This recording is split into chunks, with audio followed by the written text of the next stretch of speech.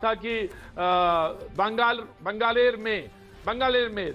की बेटी का चुनाव और आप सारे लोगों ने घेर के इतने कैबिनेट मंत्री, हालांकि चुनाव जीतने के लिए सारे हथियार लिए जाते हैं, लेकिन ये बात कही गई कि बंगाल की लड़की और उसको साथ चारों तरफ से घेर लिया।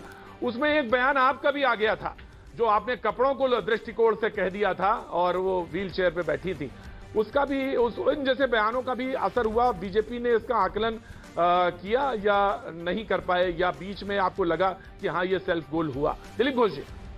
नहीं, आकलन तो क्या हुआ नहीं हुआ, बहुत सारा इशू आता है, बहुत चर्चाएं चलती हैं। ममता बनर्जी को भी बैन किया इलेक्शन कमीशन ने, तो बहुत सारी बातें चुनाव में आती है। किस चीज का प्रभाव कितना होता है चुनाव के बाद जब एनालिसिस होगा पता चलेगा। लेकिन जिस मूड से, जिस दिशा गति से चुनाव चल रहा था वो हमारे फेवर में ही था और वोटिंग भी ऐसी ही हुई है। हम इंतजार करेंगे चुनाव नतीजा का पूरा होने तक। एक चीज और कही गई कि मतुआ समाज जो है खासतौर से, और मुस्लिम, क्योंकि बंगाल में चुनाव हो रहा था और लगभग ऐसी 70 से 100 सीटों के बीच में है जहां पे एक मुस्लिम वोटर्स का एक प्रभाव है और मतुआ समाज को। लेकिन जो आकलन है अभी 204 का जो अभी हम देख रहे थे, मतुआ समाज की लगभग 82 सीटों पे बात थी, उसमें भी उतना गेन नहीं कर पाए।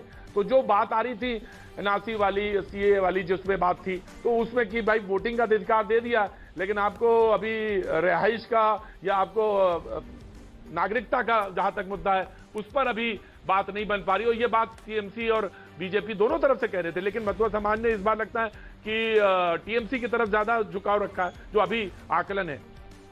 दिलीप जी। नहीं, मतुआ समाज लोकसभा चुनाव में हमको वोटिंग किया है, इस बार भी किया है। 1-8% वोट किसी विशेष विषय को लेके, बेनिफिशियरी आदि को लेके हो सकता है, लेकिन पूरा एसटी, एससी, मतुआ, ये सारे जो पिछड़े समाज हैं जो वंचित रह गए इतने साल तक, वो भाजपा की तरफ भी हैं और बड़ी बड़ी सभाएं हुई, उनके नेता भी हमारे साथ रहे, वोटिंग भी उन्होंने किया। लेकिन दिलीप जी एक सवाल ये कि शहरी दिलीप जी एक सवाल है कि अगर 18 लोकसभा सीटें थीं, 2019 की ही बात है, 2021 में चुनाव हो रहे हैं, 2018 में आपके पास 19 में आपके पास 18 सीटें थी, अगर उसको भी ट्रांसलेट करें तब भी लगभग 117-118 सीटों के आसपास खेल बनता था। वहां पर भी लग रहा है कि अब पॉपुलैरिटी में थोड़ी सी कमी दिखाई पड़ रही है, या जो लोकसभा के मुद्दे थे वो वहां पर ज्यादा कंसोलिडेट हो पाए और बीजेपी इस बार उन चीजों को नहीं पकड़ पाई जहां पे विधानसभा चुनाव की बात थी। दिलीप घोष जी। मुझे अभी भी उम्मीद है, तो 121 सीट में हम आगे थे लोकसभा के अनुसार, उसको हम पार करेंगे, क्योंकि वो थोड़ी वोट से बहुत ज्यादा सीट में आगे पीछे हो रही है।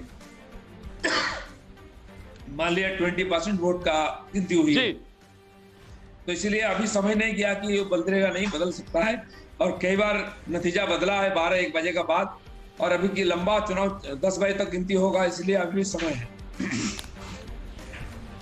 बहुत लंबा चुनाव हुआ, 8 फेजेस में चुनाव हुआ। दिलीप घोष जी, ये क्या इसका भी नुकसान हुआ? दिलीप घोष जी, जहां तक आकलन होगा तो इसका भी बहुत लंबा चुनाव, इसकी वजह से भी कुछ दिक्कतें आई? और नहीं, कुछ नहीं है, लंबा चुनाव हुआ, हम लोग प्रचार किया, फुर्सत से लोग वोट दिया, इसलिए शांतिपूर्वक चुनाव हुआ। नहीं तो और गड़बड़ होता और मॉडल होता। लोगों ने पीसफुली वोटिंग किया। दिलीप घोष जी, जरा इस बात का भी उत्तर दीजिए। आप कह रहे हैं कि अभी देखिएगा आप 2-2.5 घंटे में तस्वीर बहुत बदल जाएगी। तस्वीर अगर कितनी भी बदलेगी तो क्या अभी आप यहाँ पर कुछ डेटा रख सकते हैं कि अभी 82 पर हम रुझानों में दिखा रहे हैं बीजेपी को, वो डेटा कौन सा होगा? क्या वो सरकार बनाने वाला आंकड़ा होगा, 147 वाला आंकड़ा होगा? क्योंकि अभी जो रुझान है, आप भले ही ना माने, वो एक अलग ही तस्वीर टीएमसी के लिए पेश कर रही है, जो हैट्रिक की ओर बढ़ती हुई दिख रही है। नहीं, संख्या एग्जैक्टली बोलना मुश्किल है, लेकिन अब जो रुझान आ रहा है, किसी एग्जिट पोल में तो रुझान नहीं बोला था, लेकिन हो रहा है। अभी आगे भी क्या होगा वो समय पर बताया जाएगा, लेकिन हम तो कंफर्ट मेजोरिटी की तरफ जाने के लिए लड़ाई किया और अभी भी संभावना है।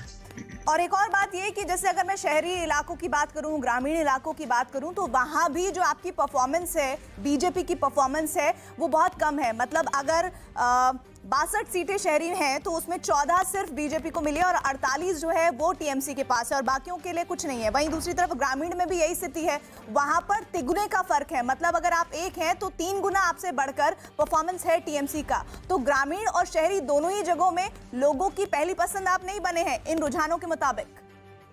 और रुझान के मुताबिक जहां हम लोग पार्लियामेंट चुनाव में लीड लिए थे वहां भी थोड़ी थोड़ी वोट से पीछे हैं। इसलिए मैं कह रहा हूं कि ये एकदम पक्का नतीजा नहीं है, बहुत कम मार्जिन में अभी आगे पीछे चल रहा है, वो कभी भी बदल सकता है।